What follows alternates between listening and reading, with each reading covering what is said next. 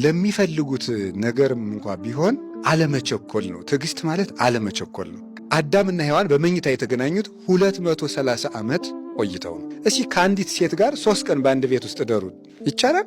ይቻላል ወይ? አይቻልም። ቶሎ እንድታገቡ የሚያስወስናችሁ መንፈስ ቅዱስ አይደለም፣ ዲያብሎስም። ቶሎ የሚያስመነኩስም መንፈስ ቅዱስ አይደለም፣ በፍጹም ዲያብሎስም። አባቴ ከአንተ ጋር መነኩሴ ሆኜ መኖር እፈልጋለሁ ሲላቸው ምንድን ያለው?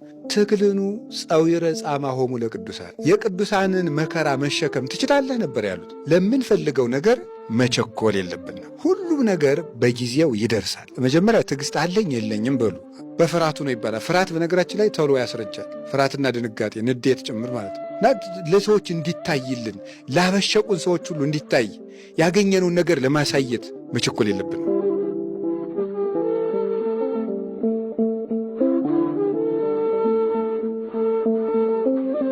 በስመ አብ ወወልድ ወመንፈስ ቅዱስ አሃዱ አምላክ። የነቢያት ትዕግስት በሚል ርዕስ እንማማራለን። መነሻ የምናደርገው የያዕቆብ መልእክት ምዕራፍ 5 ቁጥር 10 ላይ ነው። የሐዋርያው የቅዱስ ያዕቆብ መልእክት። ዛሬ እናንተ በመከራ ለምትታገሷት ትዕግስት ምሳሌ ማን ይሆንናል ትሉ እንደሆነ የእግዚአብሔርን ቃል የተናገሩ ነቢያት አሉላችሁ ይላል። ለትዕግስት ማንን ምሳሌ እናደርግ ብትሉ እኔ ትዕግስት የለኝም፣ ትዕግስትን ከማን ልማር ብትሉ ትዕግስትን የሚያስተምሩ ነቢያት አሉላችሁ ብሎ ቅዱስ ያዕቆብ ይናገራል። ስለዚህ ነቢያት የትዕግስት መምህራን ናቸው። ትዕግስት ምንድን ነው? ብዙዎቻችን የሚጎለን ትዕግስት ስለሆነ ትዕግስት ምንድን ነው? እንደ አንድ ኦርቶዶክሳዊ ሃይማኖት እንዳለው ሰው ለእኛ ለኦርቶዶክሳውያን ትዕግስት ምንድን ነው? ያንን ትዕግስት የማንማረው ደግሞ ከማን ነው የሚለውን ከቅዱሳን ነቢያት እንማራለን ማለት ነው። ሰማዕክሙ ዘከመ ተአገሰ ኢዮብ፣ ኢዮብ እንደታገሰ ሰምታችኋል። በዚያ በመከራው ዘመን ሁሉ እንዴት እንደታገሰ ሰምታችኋል። ወሬክሙ ዘከመ ፈጸመ ሎቱ እግዚአብሔር፣ እግዚአብሔርም የመከራውን እና የትዕግስቱን ዋጋ እንዴት እንደፈጸመለት ታውቃላችሁ። ለምትቀበሉት መከራ፣ በትዕግስት ለምትቀበሉት መከራ ምሳሌ የሚሆኑ ነቢያት አሉላችሁ። ርዕሳችን ምንድን ነው? የነቢያት ትዕግስት ነው። የነቢያት ትዕግስታቸው። እንግዲህ ነቢያት ባልን ጊዜ በዛሬው ትምህርታችን ነቢያት የምንላቸው ከአዳም ጀምሮ ያሉትን ነው። በሌላ የትምህርት አከፋፈል ከአዳም ጀምሮ እስከ ሙሴ ያሉት አበው ነው የሚባሉት። ከሙሴ ጀምሮ እስከ ዮሐንስ መጥምቅ ያሉት ነቢያት ይባላሉ። እና እስኪ ሁላችሁ ትዕግስት በሉ። እስኪ ስለ ትዕግስት ቆይ 10 ሰከንድ አስቡ። ሁላችሁ ትዕግስት አለ። መጀመሪያ ትዕግስት አለኝ የለኝም በሉ። ሁለተኛ ትዕግስት ግን ምንድን ነው በሉ እና አስቡ። ትዕግስት አላችሁ? እሺ አሁን ዛሬ እግዚአብሔር ቢረዳን ትዕግስት እንዲኖረን ነው።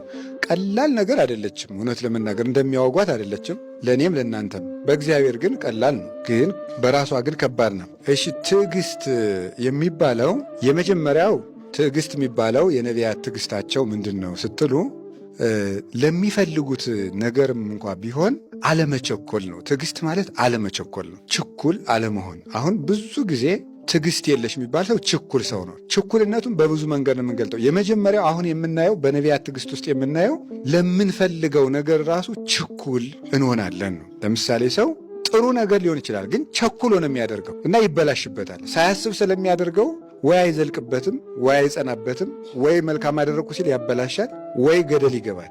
ትዕግስትና ዳተኝነት ግን የተለያዩ ነው። ዳተኝነት ጊዜን በአግባቡ አለመጠቀም፣ ትክክለኛ ነገር በትክክለኛው ሰዓት አለማድረግ። ዳተኝነት ማለት በትክክለኛው ጊዜ ትክክለኛ ነገርን አለማድረግ፣ እሱ ዳተኝነት ይባላል። ይሄ እንዲያውም የሰይጣን አንዱ ፈተና ነው። ቅዱስ ጳውሎስ ሰይጣን አዘገየኝ ብሎ ተናግሯል አይደል? ሰይጣን አዘገየኝ፣ እናንተን ላያችሁ እፈልግ ነበረ ለቆሮንቶስ ሰዎች ሲጽፍላቸው፣ ግን ሰይጣን አዘገየኝ ይላል። ማዘግየት የማን ስራ ነው? አንዱ የዲያብሎስ ስራ ነው። ልንጸልይ እየፈለግን እንዳንጸልይ፣ ልንሰግድ እየፈለግን እንዳንሰግድ፣ ልንታረቅ እየፈለግን እንዳንታረቅ፣ መልካም ነገሮችን ነገ የሚያስብል እሱ ሰይጣን እንጂ መንፈስ ቅዱስ አይደለም። መልካም ነገሮች ዛሬ ናቸው። ምክንያቱም እግዚአብሔር ምን ብሎናል? ወናሁ ዮም ዕለት አድኅኖ፣ የመዳን ቀን መቼ ነው ያለው? ሁለተኛ ቆሮንቶስ ምዕራፍ 6 ቁጥር 2 ላይ የመዳን ቀን ዛሬ ነው የሚለው። መንግሥተ ሰማያት የምንገባበትን፣ ከእግዚአብሔር ጋር የምንታረቅበትን፣ ራሳችን የምንጠቅምበትን፣ ነፍስና ሥጋችን የምናስታርቅበትን ነገር፣ የምንኖርለትን ነገር ነገ አንልም። ሁልጊዜ ዛሬ ነው። ስለዚህ አለመቸኮል የሚባለው ግን ከዳተኝነት የተለየ ነው። ምን ማለት ነው? አለመቸኮል ወይም መታገስ ማለት አስቦ ማድረግ ማለት ነው። ጌታ እንዲህ ያለውን ነገር ነው በሉቃስ ወንጌል ምዕራፍ 14 ላይ ያስተማረን አይደለም? ከእናንተ መካከል ቤት መስራት የሚጀምር ሰው ቢኖር የሚፈልግ ሰው ቢኖር ቁጭ ብሎ ምንድን ነው አኮኑ ይነብር ወይ ሐስብ ጻይጻኦ ቁጭ ብሎ ስንት እንጨት ስንት ድንጋይ ይፈጅብኛል ብሎ ቁጭ ብሎ ያስብ የለም ወይ? ቤቱን ግን ሳያስብ መስራት ቢጀምር ከዚያ በኋላ ቤቱን ሰርቶ መጨረስ ቢያቅተው ያንን የተጀመረ ቤት እያዩ ሰዎች ይስቁበታል። ምን ብለው? ዝንቱ ብእሲ ወጠነ ሳርሮ ወስኢነ ፈጽሞ ብለው ይህ ሰው ቤት መስራት ጀምሮ መጨረስ አቃተው ብለው ሰዎች እኮ ይስቁበታል። ስለዚህ ከእናንተ መካከል ቤት መስራት የሚፈልግ ሰው አስቦ ይጀምር ማለት ይሄ ነው። ትዕግስት የሚባለው እሱ ነው። ትዕግስት ምን የሚባለው? ላስብበት ውሎ ወር መተኛት አይደለም። ወር ላስብበት ውሎ ወር መተኛት አይደለም። ለመስነፍ ትዕግስት አይባልም። እሱ ዳተኝነትና መዘጌት ነው የሚባለው። ብዙ ጊዜ መዘጌትና ትዕግስት ይምታታብናል። ቆይ ላስብበት፣ ተረጋግቼ ላስብበት ብዬ ነው የምንለው። መዘጌታችን ነው እኛ እና ዳተኝነታችን፣ ወደኋላ መቅረታችን ሰይጣን ያዘገየንን ነው። ግን እያሰብንበት ብልሆች እንድንመስለን ያደርገናል። ግን በትክክለኛው ጊዜ ተጠቅሞ ማሰብ ትዕግስት ማለት እሱ ነው። አለመቸኮል ማለት ነው። ከእናንተ መካከል ጦርነት መግጠም የሚፈልግ ሰው ቢኖር ይላል አይደል ሉቃስ ወንጌል ምዕራፍ 14 ላይ የአንድ አገር ንጉሥ ወደ አንድ አገር ንጉሥ በጦርነት እንገጥማለን ብሎ ቢልክበት አለ ቁጭ ብሎ የእሱ ሰራዊት ይሄን ያህል ነው፣ የእኔ ደግሞ ይሄን ያህል ነው፣ ላሸንፈው እችላለሁ አልችልም ብሎ ቁጭ ብሎ ማሰብ የለበትም ወይ አለ ጌታ። አላሸንፍም ብሎ ካሰበ ምን ያደርጋል? ሽማግሌ ልኮ ይታረቃል። ሳያስብ ግን ጦርነቱን ቢጀምር የዛኛው ሰራዊት እጥፍ ነውና ይሸንፋል አለ። ስለዚህ አስባችሁ ጀምሩት ነው። ጦርነት ያለው ምንድን ነው? ቅዱስ ኢዮብ እንደነገረን መጽሐፈ ኢዮብ ምዕራፍ 6 ላይ ምዕራፍ 7 ላይ የሰው ሕይወቱ በምድር ላይ ብርቱ ሰልፍ ነው ይላል አይደል? የሰው ሕይወቱ በምድር ላይ ብርቱ ሰልፍ ነው ይላል። የሰው ልጅ በራሱ ኑሮ ውጊያ ነው። አኗኗሩ ራሱ የራሱ ፍላጎት ይዋጋዋል፣ የሰዎች ፍላጎት ይዋጋዋል፣ የአጋንንት ፍላጎት ይዋጋዋል። ዓለም በራሷ በጠባይዋ ትዋጋዋለች። ስለዚህ የሰው ልጅ የራሱ አኗኗሩ ሰልፍ ነው። አኗኗሩ ለዚያ ተዘጋጅቶ ነው ማኖር ያለበት። ለመነገድም፣ ለማግባትም፣ ለወንድምነትም፣ ለእህትነትም፣ ለጓደኝነትም፣ ለንግድም፣ ለማረስም፣ ለመቆፈርም፣ ለመማርም፣ ቦታ ለመለወጥም፣ በቦታ ለመጽናትም፣ ለሁሉም ነገር ትዕግስት ያስፈልገዋል። ቁጭ ብሎ ማሰብ ይፈልጋል። በዓለም ላይ የወደቁ ሰዎች የሚባሉ ሳያስቡ የጀመሩ ሰዎች ናቸው። ሳያስቡ የጀመሩ ሳያስቡ ያቋረጡት። ከነዚህ ይህንን የሚያሳዩን ለምሳሌ የነቢያት ታሪክ ውስጥ 5 ሰዎችን ተመሳሳይ ነገሮች ታያላችሁ። የመጀመሪያው አባታችን አዳም ለምንፈልገው ነገር ራሱ ከማሰባችን በፊት በስሜታችን አለመቸኮል።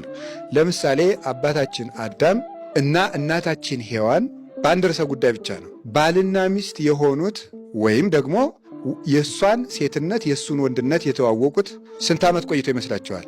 230 ዓመት ቆይተው ነው። ኦሪት ዘፍጥረት ምዕራፍ 5 ላይ እንድታነቡት አዳም ከሔዋን ጋር ከገነት ከወጡ በኋላ የእሷም ሴትነቷን አውቋታል፣ የእሱም ወንድነቱን አውቃለች። ፍቶት እንስሳዊት ሰልጥናባቸዋለች። ይፈላለጋሉ። ግን እግዚአብሔርን 100 ዓመት አልቅሶ እግዚአብሔር ለምኖ በሱባኤ ጠይቆ ቆይቶ አዳምና ሔዋን በመኝታ የተገናኙት 230 ዓመት ቆይተው ነው። ይህ ትዕግስት ይባላል። መቆየት፣ የሚፈልጉትን ነገር ለማድረግ አለመቸኮል። እሱ ብቻ አይደለም፣ እጅ ላይ አግኝተውት እንኳን ጉዳዩን የራስ ለማድረግ አለመቸኮል፣ ለመግባት አለመቸኮል። ትዕግስት የሚባል ይሄ ነው። እንዴት አንድ ሰው ሚስቱ አጠገቡ እያለች ባሏ አጠገብ እያሉ 230 ዓመት በመኝታ ሳይተዋወቁ እንዴት ይኖራሉ? አሁን እንቀጥል። የአዳም ልጅ ሴት ይባላል። የአቤል ከሞተ በኋላ የተተካው ሴት ሚስት ካገባ በኋላ ወይም ከተወለደ ጀምሮ ሚስቱን በግብር እስከሚያውቅበት ጊዜ ድረስ ስንት ዓመት ነው የቆየው? 205 ዓመት ነው የቆየው። 205 ዓመት ተመልከቱ። ትዕግስት 205 ዓመት ቆይቶ ልጅ ወለደ ነው የሚለው።